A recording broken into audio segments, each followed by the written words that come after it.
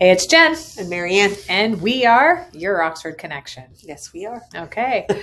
Today, what is it that we want to talk about, Marianne? I'm not really sure I don't know what we're going to talk about. We've been having a lot of conversations lately about downsizing. Yeah. So whether you're in Woodstock, Tillsonburg, Embro, or Norwich, or any rural area, we're hearing the same things, that we don't all need this space anymore. Where do we even start? And the truth is, downsizing can be one of the most freeing decisions that we make. But only if you do it right. So we're going to walk you through 5 of the biggest mistakes we see and how we can avoid them, potentially. That's right. So that's why we're here. Yeah. The first mistake is waiting until you have to move.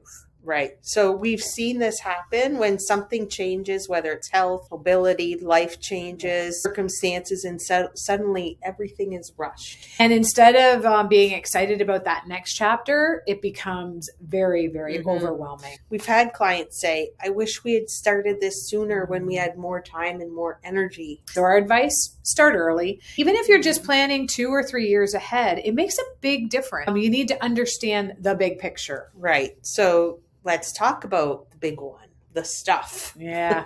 So you don't realize how much you've actually accumulated over the course of years until you actually start going through things. Yeah. So I had a client who said, we'll have this done in a couple weekends. I promise. And then I know. Months later, they're still searching through boxes. So instead of overwhelming yourself, you want to break it down. Yeah. One room at a time, exactly. 1 month at a time. Yeah. And really ask yourself, does this fit the life I'm moving into? Right. Because the next mistake is choosing the wrong sized home. This can go both ways. Yeah. Some people downsize too much and they miss having the space for their family, their hobbies, or if they're hosting. And some don't really end up downsizing at all. They still have the same maintenance and the same upkeep.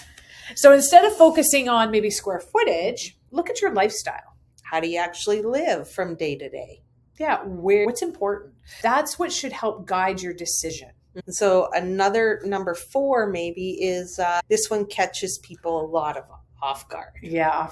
Everyone looks at the cost of moving, but they don't look at the cost of the staying part, right? Things like heating a larger home, property taxes, the maintenance, the yard work. Even just the physical effort of actually having to keep up with everything. So when you really break it down, downsizing can be actually free up some time, some money, and some energy. Yeah, and that can go towards a lot of things that you actually want to be doing in this next phase of your life. So then the last one, and maybe the biggest one of all, is trying to do it all by yourself. Yeah, it's so emotional because you're going through years of memories while you're trying to make this big, momentous decision.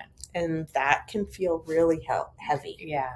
So that's why having the right support system in place is very, very important. So we always building a small team, people who can guide you and keep things moving. And that's why we've actually partnered with a downsizing and move management company, Hugo, because we've seen how much easier it helps for our clients. Yeah. So if downsizing has been on your mind, even just a little bit, this is your sign to start the conversation. And not just because you have to make that decision, but because you actually get to make that decision on your own. Yeah. Because done right, downsizing isn't about giving things up.